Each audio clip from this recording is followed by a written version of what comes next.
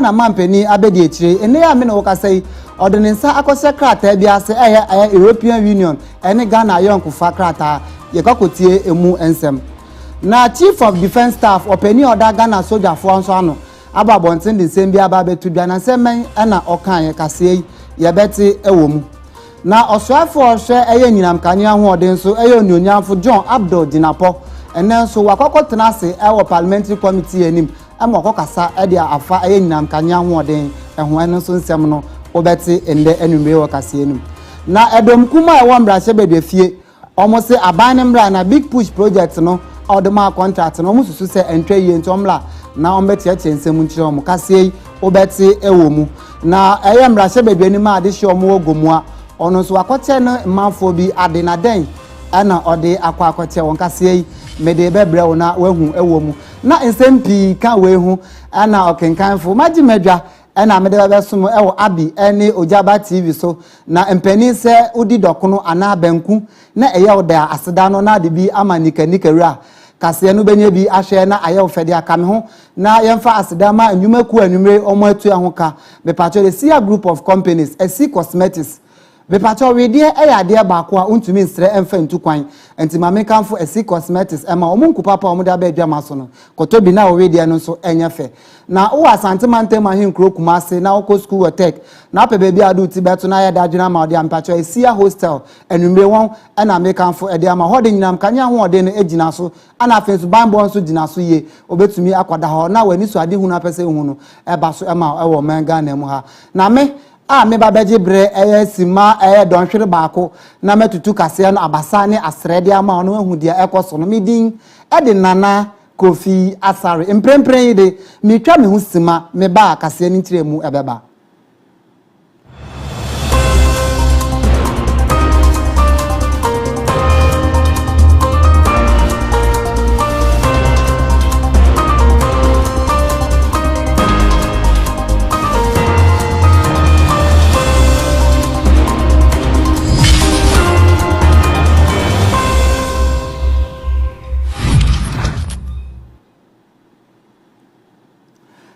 Ashefo mesa mamu akwa babiem aba abi ni ojaba tv so numre no nsia kase ana okenkanfo magimedwa na mede ba besom na e ma remfi se kase no okontintan kase no so a Facebook no abi tv official kase no ya to apete ho se na okuani apete ni kokko egu apaso no obenya bi ahwe na waja wadwente de ato na ma remfi se obehye de ama afoforo nso na omo nso ahwe na oko YouTube nso abi tv Ghana kase en ewo ho betumi ahwe na waja wadwentire ewo ho no afa yenhye nsem nase se yenhye nsem nase dia na ekwa mu ewo Ghana mampani abedi etire eje na opoku agiman professor ne na asem ana na enumre mikan na enda ame no kase ordinance ahye krata bia se ojumade bia se ni nyina ne se European Union omo no omo Ghana ena omo ba bedin kaso bom efa banbo ho nsem firi se enche obo ho se na aman bi asore wa aman so se na mente me ho ase asore wa baby eni ntina mande ordinance ahye krata se ye banbo ho nsem ewo European Union ne Ghana no be fa nto mapa efra na ade hyeman bia nso ho atono highlights the long-standing partnership between Ghana and the European Union, as well as our shared commitment to peace, stability, and sustainable development. Today, we signed the Ghana-European Union Security and Defense Partnership. The United Kingdom, Canada, Japan, Norway, and others have signed this partnership with the EU, and Ghana is the first African country to join them. This demonstrates the strengthening collaboration between Ghana and the European Union in tackling evolving security challenges, especially in our sub-region and across the Sahel. Distinguished ladies and gentlemen, complex security threats and risks continue to emerge and evolve across West Africa. The recent tragic incident involving Ghanaian traders who lost their lives in Burkina Faso serves as a stark reminder of the dangers of insecurity. In the face of these challenges, partnerships like the one we celebrate today are essential and show the importance of strong regional cooperation and coordination to protect lives and maintain peace and stability across West Africa. Your Excellency, the government and people of Ghana acknowledge the European Union's support for Ghana under the European Peace Facility and the yada so edina mu ewo banbo ho nsem na openi oda Ghana srafo nyina ano Lieutenant General William Ejapon ene wakasa ni nyina ne se obo no homoden ane Ghana srafo ni nyina omomrante no ebo mo homoden pa se mintime ho ase bia be ma no homre so ewo manga ne mu ho no omo aye crowd se omo de omo moja abegu fam na omo abo Ghana nyina ho ban ana de siman bia ho ban se ne be ya Ghana yem ban bo ho nsem ebeko nanim. Hybrid warfare, violent extremism, cyber vulnerabilities, disinformation, organized transnational crime, and mounting social-political pressures continue to test the resilience of states and the adaptability of their armed forces. Distinguished participants, it is against this backdrop that the Ghana Armed Forces must remain proactive, professional, disciplined, and also forward-looking to these emerging and complex threats. Our ability to anticipate, adapt, and also respond effectively to these evolving threats will determine not only our operational success, but also our continued relevance as a key pillar of national stability. The decision to organize this retreat was informed by these realities. It reflects our collective determination to reflect and recalibrate our strategic posture in order to ensure that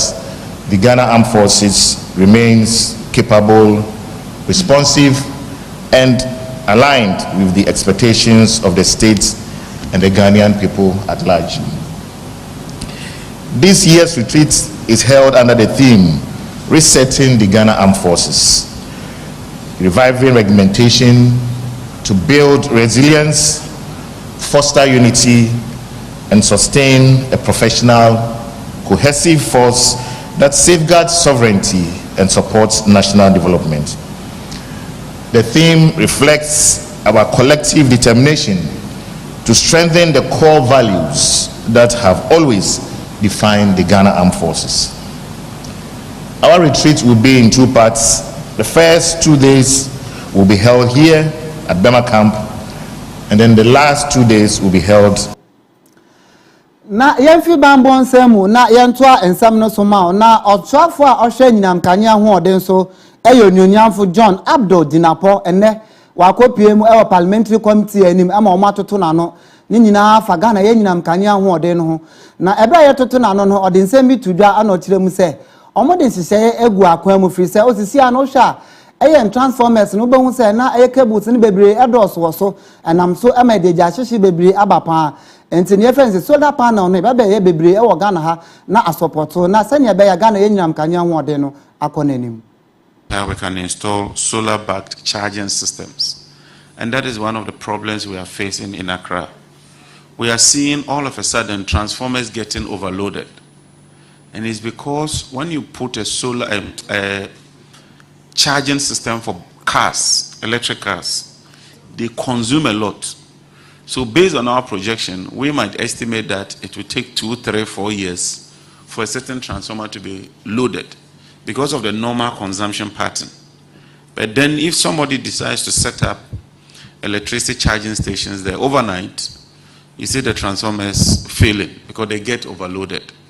So we are advocating and working with the private sector to install solar-backed charging systems for these cars.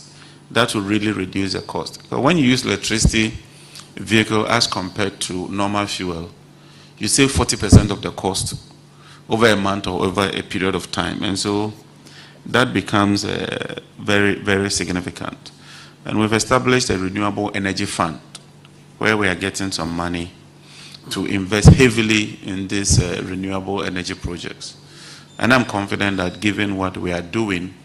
and given the progress finance and probably ministry. Mayantoa ensam no so na ene eyamrahye bedwafo ekopie mu ekọ asetena kwadwendwen Ghana ho ekoye training bia na eti Network for Parliamentary Training Institute na dwumedie ekoso ewon krampumpuni mantam mu hanom na dwumedie na ase ema edom kuma ewamrahye bedwafie eto nwanu nto na opani okasa eyamrahye bedwani ma adehye mu otafo eyo nyonyamfo Vincent Ekwo na odituja say His Excellency John Dramani Mahama obetina abenu akonwa so onya akra wanya afe etwa ho na so wokohwe che training na anasense say omokoye ya ewo from kra nte be ya nkaban ne mbo no homoden say obeye na Ghana so yakọ yanim. Parliament are under intense and unrelenting pressure. The IPU strategy 2022 to 2026 and Global Parliamentary Report 2022 indicate that while legislative workloads have expanded significantly, structured capacity building for parliamentarians and parliamentary staff remains uneven, under-resourced, and in some cases outdated. For this network to succeed, 3 conditions must be met. First, there must be a sustained investment. Second, there must be relevance. The world is changing and our training must change with it by incorporating digital governance, data literacy, climate policy, and inclusive representation as core competencies. And lastly, there must be ownership. This network must be driven by parliaments themselves, shaped by practitioners and sustained by collective commitment. It is not just the skills of those who are within the parliament that should be strengthened. It is the capacity of the entire ecosystem of democracy that relates to parliaments. So you have a media that covers and reports parliament. You have civil society groups that aggregates interests, channels the interest, and tries to get the parliaments to be responsive to those interests. And you have the wider voting population that actually chooses the members of parliament, are supposed to understand the work that they are supposed to do, what their mandates are, and how to relate to their parliamentarians and their national parliament. It is this. Mayanto ansam no so na yedaso ginemu ewodom kuma no anum na ye nyina nim say His Excellency John Dramani Mahama Ghana mampani embre obenya abenu akese etena so say Ghana mampani odin sisi bi ba ye fence big push ni nyina ne say Ghana kwan a abandada na ntumi anye ene ne wo eso ye no opeso ye ni nyina na Ghana ya kwan no ekonanim na edom kuma no ababonten say eye Ghana aban no e the contract ade ama eye solid source bia omo ante asenti no osoafo hwe ensika asem so mra abonten na ombetietire nsemu enkyere wo. Create room for doubt and speculation. We on the minority side are not opposed to the policy itself. Our concern, however, lies with the process through which the initial 50 projects have been awarded, particularly given that these projects are expected to cost the taxpayers approximately 50 billion, as indicated by the President in his 2026 SONA. In this regard, we strongly believe that government must, as a matter of urgency, should publish the full details of this contract. This should include the identities of the contractors, the specific scope of work assigned to each contractor, and the unit cost per kilometer. This will give Ghanaians the opportunity to independently assess the policy and promote transparency in infrastructure delivery. It is important to recall that these are issues that the current government spoke vehemently about whilst in opposition. There is therefore a legitimate expectation that once in government, higher standards of policy transparency will be upheld. Unfortunately, the current approach appears to mirror the very practice that were previously criticized. This does not bode well for governance and undermine public trust. Transparency remains a cornerstone of good governance. Where processes are open and information is accessible, public confidence is strengthened and unnecessary suspicion is avoided. However, when Ghanaians perceive the decision have been taken in secrecy and things were done quietly out of public eyes, it inevitably breeds suspicion. Ma yenti emrase bedwefie na yenkopie mu ewo mfimfini mantam ekura yefra se gomua na omomrase bedweni wa ya ade ma ye bona baso papa fese mpeni se bedi akodi mfatana na fatano kono na emuanye nkwankwanwi ase na ade a wa ya ma ade hye omo ogomua ni nyina ne se okopie mu ogomua ne patam a omo hia social amenities bebre ho enti enam so ama ode cement ane dodo be 1500 ede akoche adehye wogomu ase se suku adan no mbesio se mpomudi no mbesio se bi se jana bia mpo no mbesio omonji no mfa sa cement yi enfensi wogomu ane ne patam se ne be ya empumtu nso be fa ne ntoma pa efra self help projects mwa MP nso odeboa na ye be som the one second one fanye adwuma membo community niti because the last time they are one of the community your mom 40 bucks ye check it you know what the cement in egu amanase one fanye adwuma meanwhile no obi nso gina ho no a onya won po no mo enye bi ye na na yi ni the 10 na ye ka mom 40 bucks na de come what the cement in egu amanase ampa ma small bi mana kohwe de ade na ase into this time no ye beton mo cho ye de mo mo a won fanye adwuma wodi ye adwuma no osan be bi obedu no ono hyenye nkran ma ye botum ya ye foforo so na ye da mom by ya so dem mo be shebo na eche kakra no na nkofu bebre kese we di enhwambo na sana de awurade aka no eche den kura no a ebe den ba na bebemu enti na yenya no enti say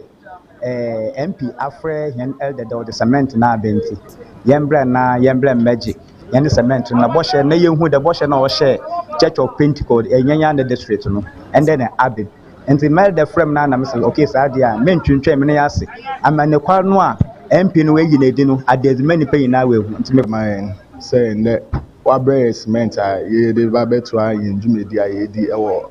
Christ Apostolic Church Kakraba Central you see mission house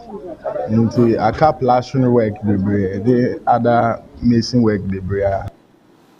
na yanto ansam no so ne yankopie mu ewo homasua mu na Ghana National Association of Teachers a yetwam to from Senate no eye achechiefo a omoche eye nkola omoche school ase no ne omode nsem bia beto monten ana omochire mu se ohwe omudwuma omudi enam adetire omochire ne bre omobre ene extra duties ani ade omukona omobesra abane se anka bibia ye friends extra duty allowance no nka abane hwe na anka onfama eye nat achechiefo se ne ebe ya omoso ebe hwe omunkura no wotumi ayire omo aye adwuma no comes to work and meet about 40, 50, all making noise at the same time. Psychologically, your mental health is at stake. This transitioning calendar of this one home, this one in. So all the time you're on the run, you would want to meet time. How one person teaching 70 students to be able to read and to be able to analyze literary texts.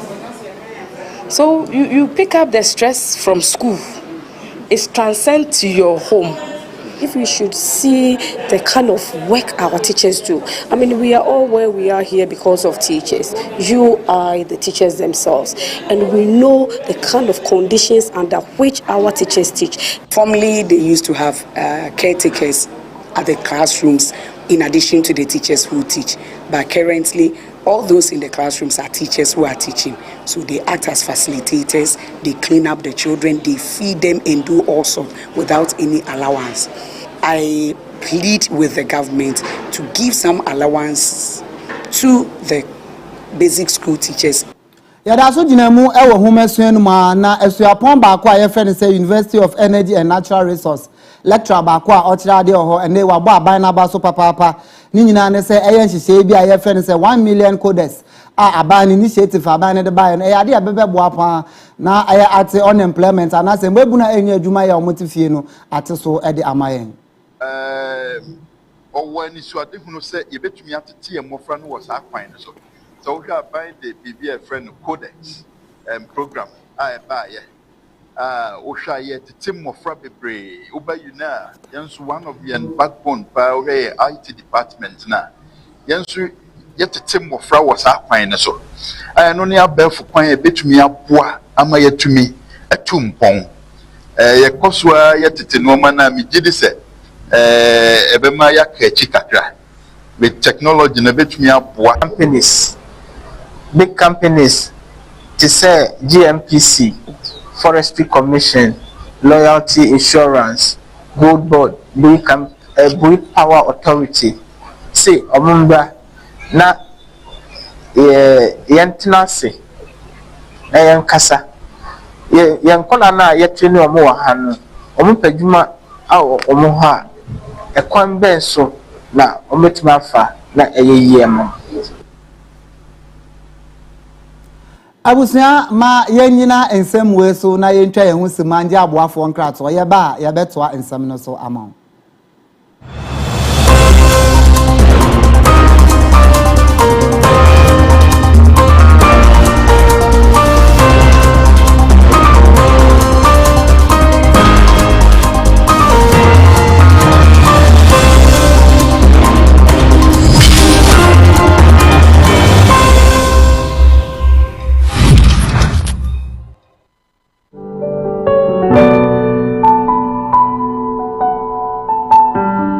No elegance is possible without a perfume. It is unseen, unforgettable, ultimate accessory. Perfume is like a new cloth. It makes you quite simple, marvelous. Smelling great is the first step of conquering the world. Delight in a fragrance paradise. Sweeten your day with scent, a fragrance that whispers cute. Some of the compliments you get when you mart at FC Cosmetics. FC Cosmetics is a top-notch shop when it comes to perfumes, makeup sets, skincare, and quality hair. You can plunge into our created designer perfumes like Armani Code, Blueberry, Ambada, Dio Savage, Latar for perfumes like Camera, Assad, Yaira, also Dora Collections perfume like Pink Heart, Lion Heart, and Colorful, and also Curation Lamis perfumes. And for perfumes like fragrance rolls like Berry's Weekend, Ophelia, Savage, and many more, contact FC Cosmetics for your elegant fragrance, unforgettable impression inspired by true refinement. If you want a touch to your everyday looks, if you've been waiting to purchase quality, authentic, and affordable makeup products, then your time is here. FC Cosmetics offers you quality makeup products for all your makeup needs. Talk of MAC, L'Oreal, Maybelline, Lakme, CoverGirl, we got you sorted out. Our products are value for your money. Skincare is self-care. Skincare is the only air to image. Review your natural beauty, glow like never before, unlock the secret of radiance. Pamper your skin, nourish, hydrate, and transform. Elevate your skincare ritual. FC Cosmetics is here for all your skincare solutions. FC Cosmetics, nature your skin's natural glow. Good hair is the difference between a good day and an amazing day. Being a brunette beauty never goes out of style. Are you looking for luxurious quality hairs for an event? Hairs that speaks for itself, from ordinary to extraordinary strands? FC Cosmetics is the deal. We trade in all kinds of hair. Take of raw donors, factory made, bundles, closures, and many more. Come to FC Cosmetics and embrace the magic of healthy hair. FC Cosmetics, restyle, you smile. Locate FC Cosmetics at Ahensai, opposite China Mall, adjacent to Kumawuman Rural Bank. Contact us on 0530 476311 or 0201 917 774 0537 398 866. FC Cosmetics, your body will thank you.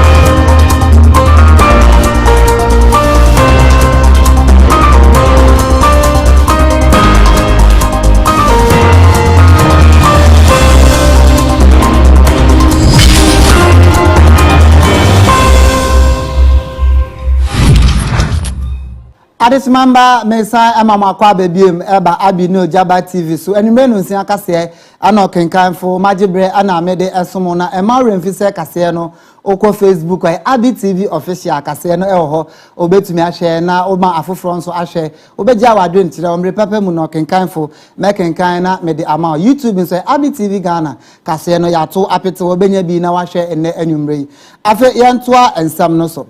se yetoa ensam ne so de ana yenina enim se emra His Excellency John Dramani Mahama Ghana mampeni obo entoa afi 2024 se yento abama no na oto abama no be Ghana mampeni ode sisi bi beba ye friend se nkokọ nketenketen na afi atwamu yi no de nsa kwose krata ase wasantemantema hinkro kuma ase no kopa adwumadi ehuntoma enam so ma ba Ghana afa na ha bebre ya cheche ekokọ ne bebre na ene ameno kase West Achim district no ye kwakọ cheche ekokọ ne bebre ede ama adehye wo ema onyonyamfo anase mensini krate no ede futu ama omse omonhwe na omonkọhwe ekokọ ne ye na okasa wie ye no ana adehye bi enya ekokọ ebi ede Ghana bampani ase ana afensu mensini eni asese ode sa nkokọ ede ama ono munim se sa nhye ye ba beboa na emo ngwakọhwehwe agwakọzenya nkokọ ne ye na omonso omanye won na omanye skadi bi ahwe omabusuan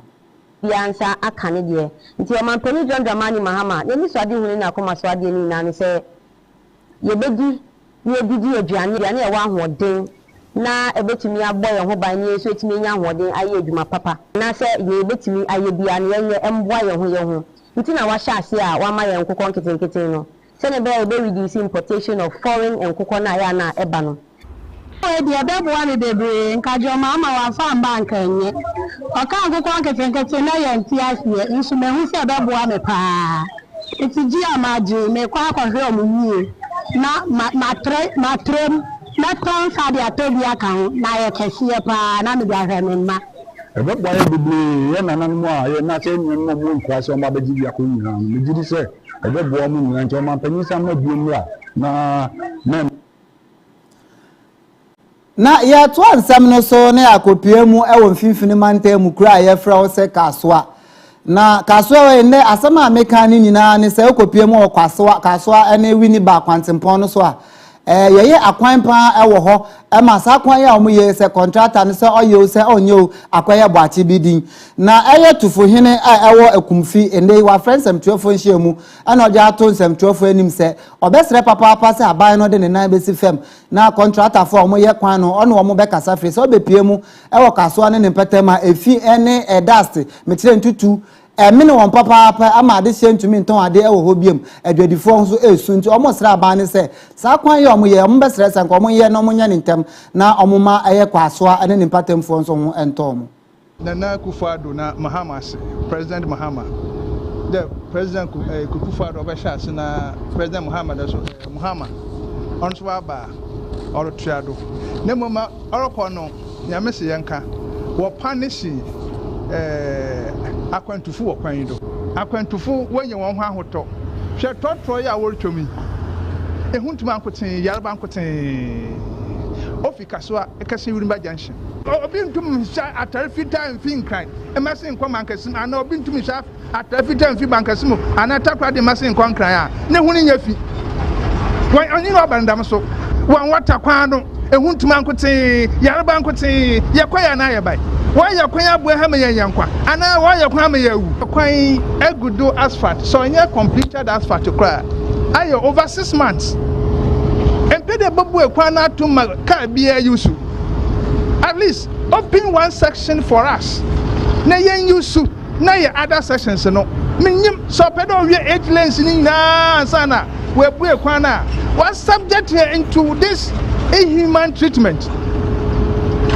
yantua ensam no so na yenina nim se asoya from the forestry commission omo omo hwe eye nsase aye nananom edigya aye no eni ndua no wo mo no mo hwe so na ne mpanifo ababonten na won abetiem se eye akuafo a ye do ndoba ye no anase ye duadua ndua no emla so se ye de eye ndua ye dua no ebekọ krata so anase ye bebo eye ndua ye dua ho nyina ho ban se ne ebeye na eye Ghana no anase akuafo no ebenya ndua anase nsase a ye do so no omo benya so emfa so na we duadua no so a eno de aban afiasa aban de emreto to kwan mu enyan wie peyo a ebe ubetumi a register dua no ewo wudi mu enti sedachi woni ho kra na kire se wo ma ana wasefo etumi prove se dua no ye nana bi ina dua na ye maame bi ina dua ye se wo ankasa so wo ho so a utumi efa wo certification no na wo de akwa akwaje fa so die bi a ewo ho a esese wo je adesua ama me honhoma akosoro pa na enema bebre wo honom a na yenim ebi ne se wudi adua kra na enya wo dia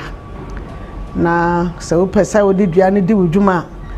se wo ko forestry for ho ko ne wo mo di hu kita ho wo mo ama utumi ansana waba aba twa e de ayede wo pese wo de ye na ene no ncheche no eye manage ho na me hu se beboa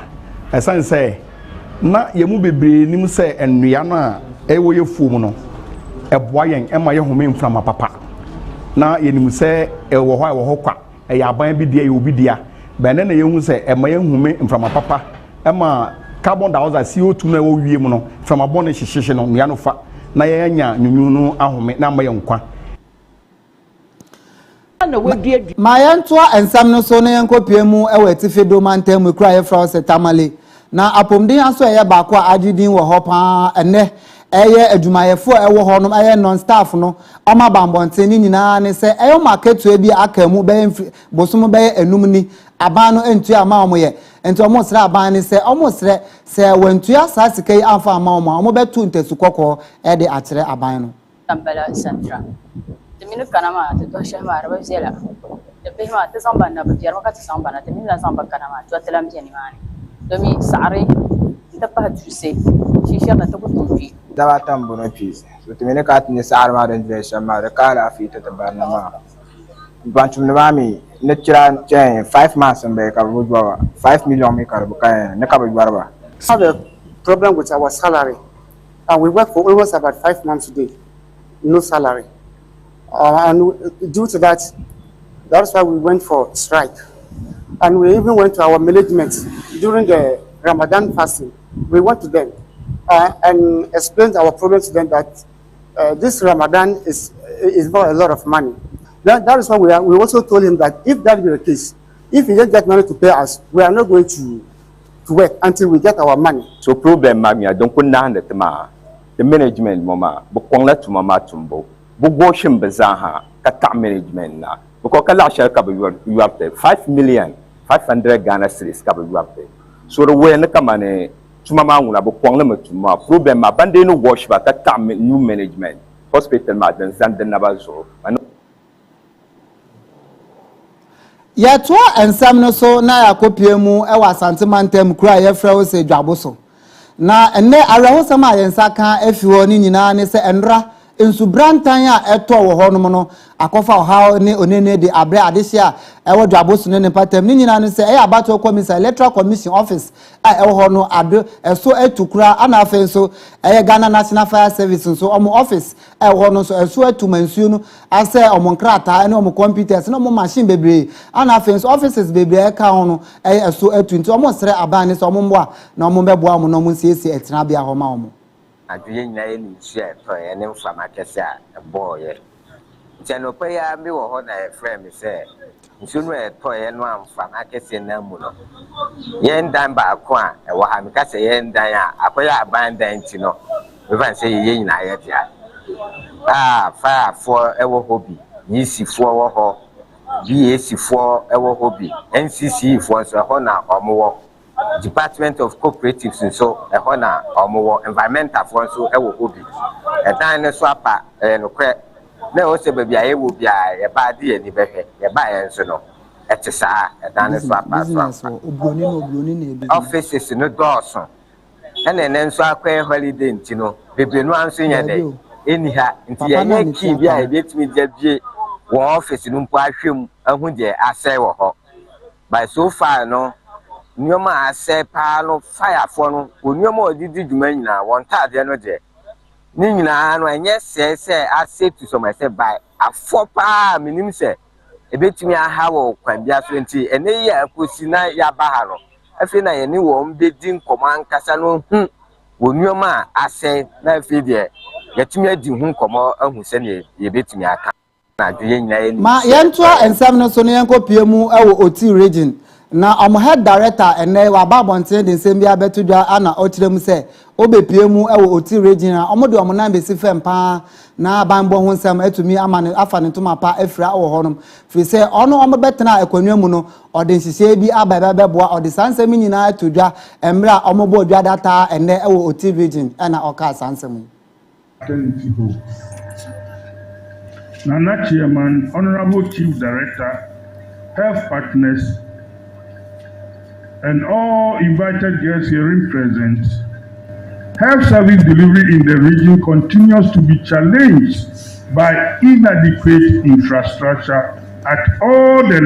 levels of service provision.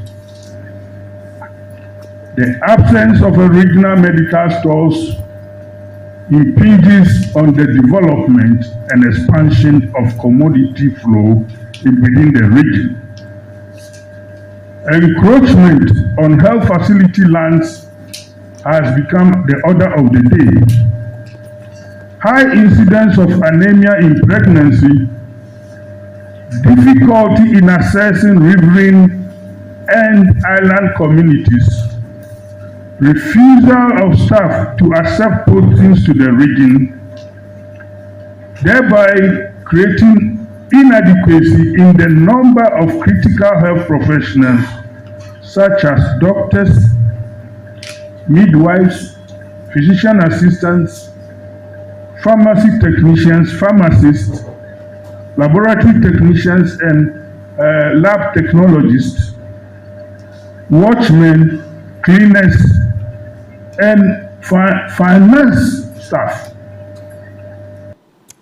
Yeto ansam no so ne akopie mu ewo bono ene ne mpatam ni nyina ne se afibia no yeye amane ene amamre ede maye nanano ma omanya ombe bi committee festival akese ho na etia ne eda so eye mekobo no enam so emande okopie mu ewo atebubu a omoma hene eye His Royal Majesty ohene pon Dr. Yeboa Esiama ende wabodwa data ama won pasa adwumedie hu ntoma na adwumedie na se enodi tu dwa se emra so se eye nanano ma hemfo so yebebiebie nyuma na ama adehia na se mbebunu so enya bi aye ni nyina ne se ema nkoye se afibia no yebefira ye ntama na ye de etuo ne ntene de edi ati keke na mo emra so se yebebiebie nyuma bebre anase yebehwe na mbeburu no so apedwuma bebre na omode aye yempa afasa hontuma keke nemu ye chese ya tuyo mwasibo se nipa ba a ye be prim to eni kan ko ama mama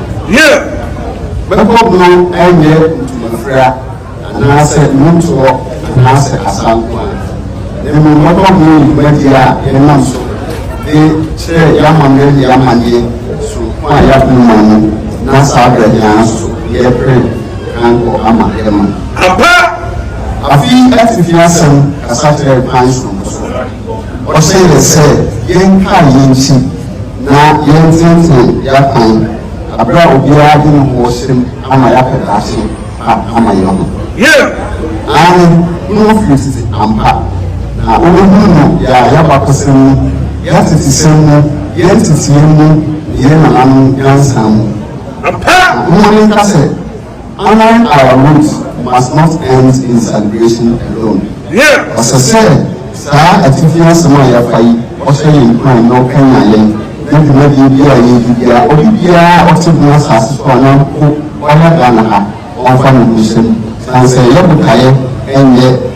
fashion one. Into true, young I tell Aris member ye begina ayabunu ho nsam so na yetwa ye ho sima ye ba ye de adwadie ebeto akase no so ama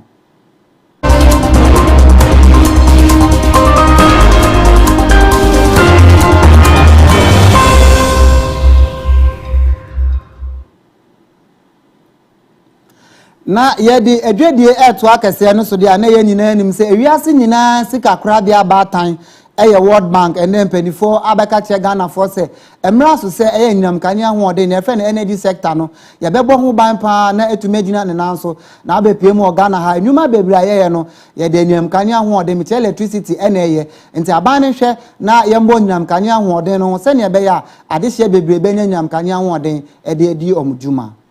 Continue to engage with the government of Ghana to look at what are the further measures that can be put in place to support the renewable energy sector. We believe it is so important, not just because of the role that it can play in creating jobs, but it can play such an important role in developing skills within the economy and further building the economic resilience of Ghana, and doing all of that while also doing it in a way that's focused on the use of renewable technologies and making a further contribution to a lower carbon future for the Adesmamba na yebegina eyedwedi ehunsem so na yetwa ehusima ye ba ye de agokensi ehunsem ebeto awoso.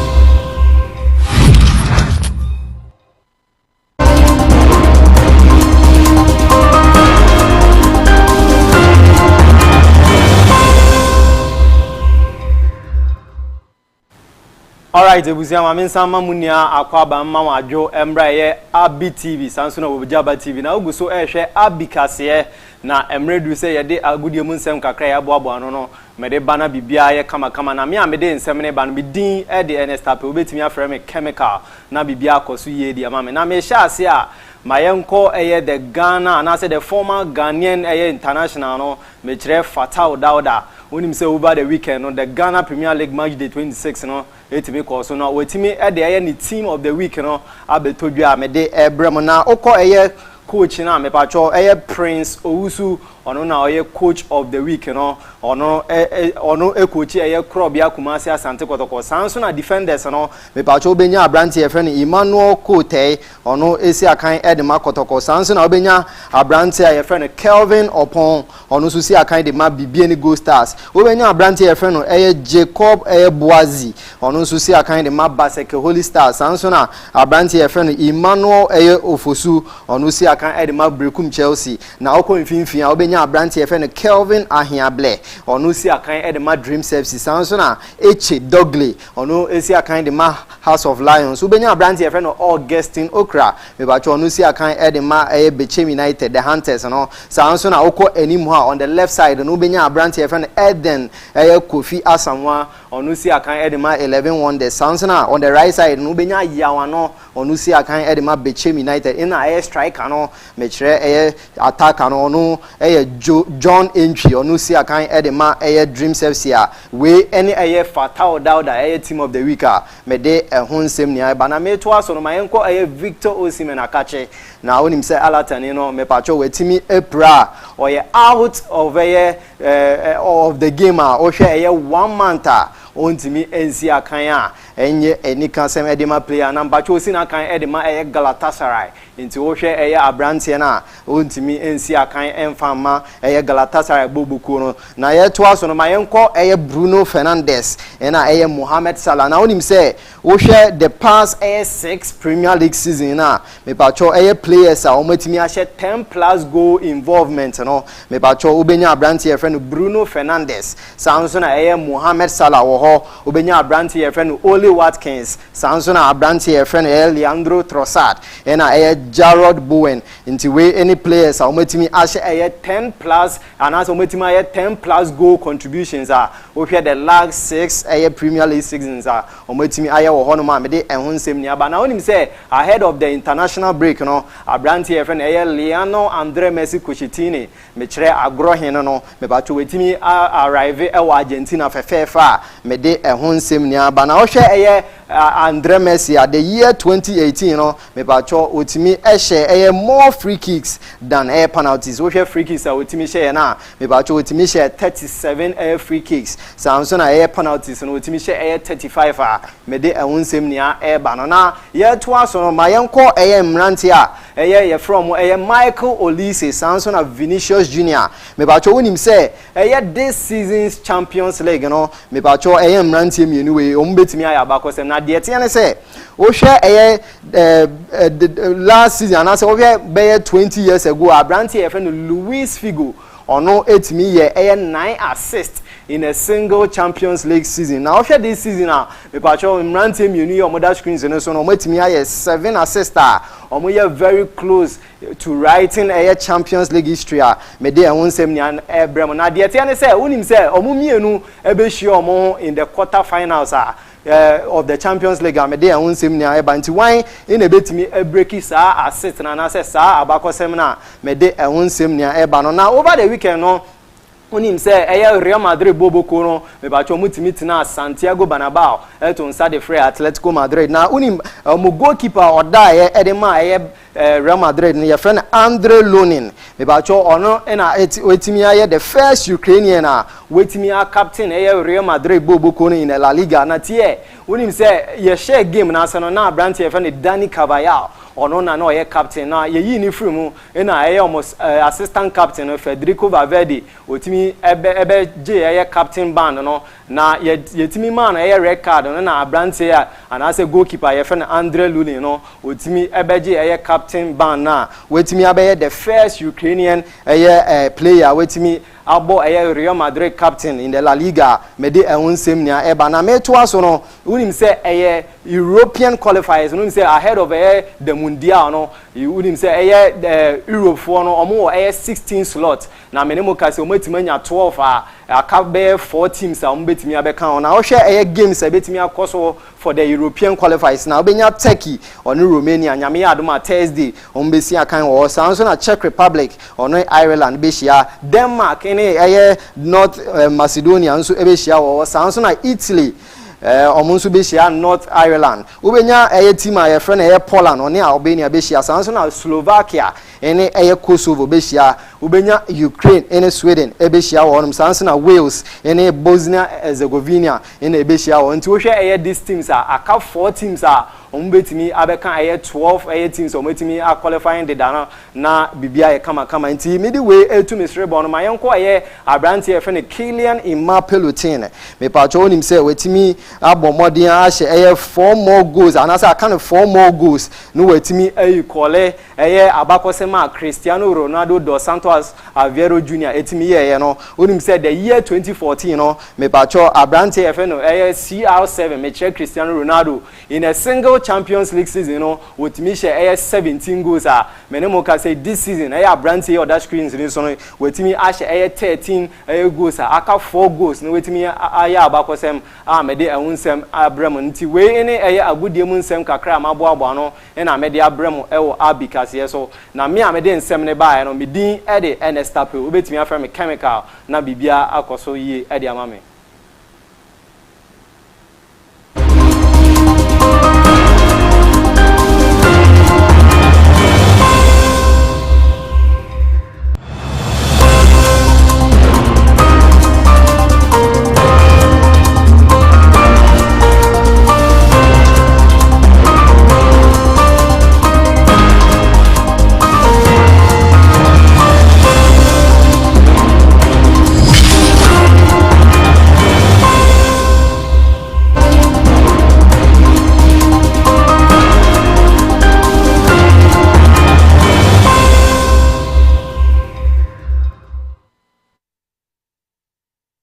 Tinkonwem yetutu Kasea no abasa ene asrede ama no hu dia ekoso Kasea no yenyina nim se okọ Facebook ABY TV official Kasea no ho obenya bi na wahwe na YouTube so ABY TV Ghana Kasea no ho obenya bi na wahwe na Kasea no ye de yani ekokire mu ewo amahodo so na US president Donald Trump and they waba be kasa ni nyina FIM mente me ho ase anase ntokwa bebreba asore no ni nyina ne se obesre se aran for enipa bebreba omohwe anase ntokwa no omohwe na adwobre emra se ne be ya asumdwe ayepe no ebetumi atena ho.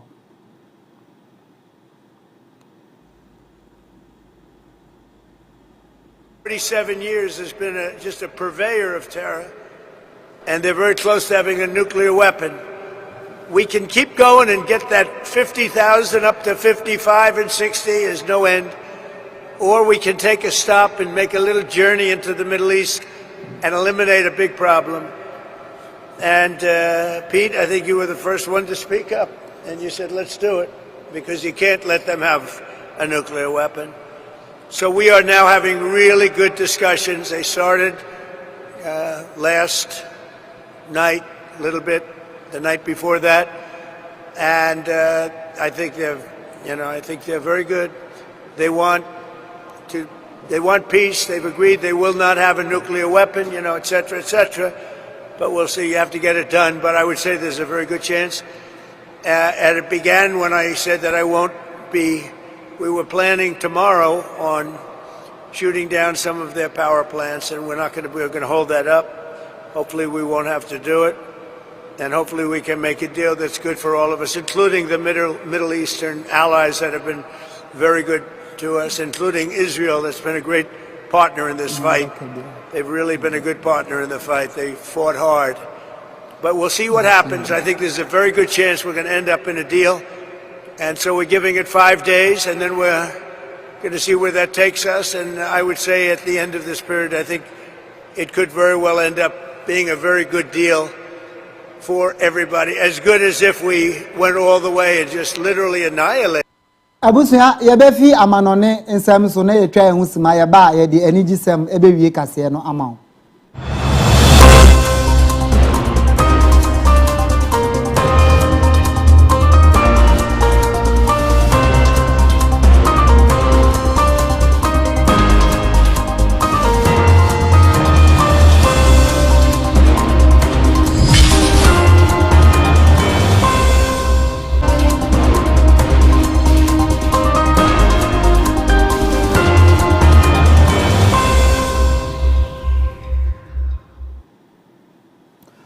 Abusia ye nyina nimse enche na ewiase nyina agokansie a ye fe ne se World Cup no eya abaso enam so ama Ghana enwumtini abrante baako a mepe na sempa a mepe ne nwum so waje dimpa o Ghana ha ene amanone na ye fe ne se akwabo no na akwabo abo nwum bi a enwuma ne ye de pa ne nyina ne se Ghana mpanifo enhwe na nkasa enwum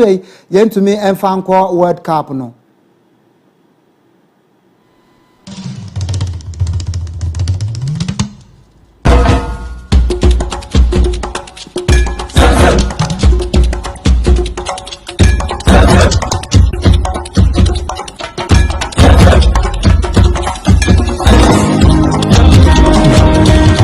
Have different names, but our hearts beat just the same. We are one.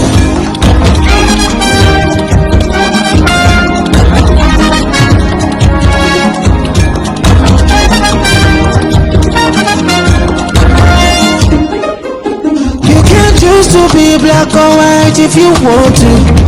but the color of our blood remains the same. We are two tiny bees making honey, painting beautiful colors in this black and white world. Come on and hear me out, my friend. You and I have so much together. There's nothing beautiful as you and I. So this song for us all to sing, cause we are. It's you and I, we can have some fun. It's you and I, let us celebrate. It's you and I, we can have some fun. Abusia empeni se kwantintin bia no mpempi no aboboa no na aye ebesi na yedi adwene so dawati ebehwe esuofraw aha ana brebe ma me ho kwan na enumbe no nsia kase me kofa Ghana mantan du nsia nim amanone de eni gisem eni agokensi na ha eni ade ni nyina besi na nsem bia ede ne ho tentema e wo kasebo ni bi ni se Ghana mampani abedi etie eje na opoku ajiman ene ya me no kase ode ne nsa akwakọ secretary bi ase European Union so na openi a ohwe soldier force so chief of defense staff General William Japan so waba be kasa ede afa Ghana yembanbo ehonsam na osoafo a ohwe nyam kanya ho ode so onyonyamfo John Abdul Dinapo nso wabe kasa ede afa Ghana ye nyina kanya ho ode me so na nsem ka we hu ana kenkanfo me beji adwa ana me de beso abi ene Ojaba TV enumre no nsia kase empeni se ukoto se kraman ebutu pata so dia na ya boafo bi adawo man tika me ho na memfa asida PSA emfama the Sia group of companies the party om no de C Cosmetics ede aba se open ku papa de aka we de dia C Cosmetics pe na mekanfo ede ama okoto mu ku papa amode abadwa manso ni bi na we de no enyefe na oko school e wa Asante Mantema hin kro Kumase na ope baby adu ti beto de amepacho Sia hostel na mekanfo ede ama ho de ho ye kama pa obetumi akwakoda ho na ABY TV kofa bae asan akofa ababiem se odi dwuma bi na opese obebo wade ton de hu dawuro e wa ha no ye bie ya pono ano e de ato ho nom obetumi aba na oni mpanifo abedi nkaso bo misise ne ye kakra bi ya woton bia no ye babebo hu dawuro e de ama se de be ya ho so benye sika na ode ato botom na me a me beje bre do sore ba koyi betutu kase no e de ma medin e de nana Kofi Asare na bra me sorry there na ne Mami Jo ene nana se do amuna mo bo meti dom to say producer me pacho ono mami nana se do ono san ye me director beats ana afensu KD omu nyina nso ebo meti dom a me de kase no ebre wo Sabri there makramo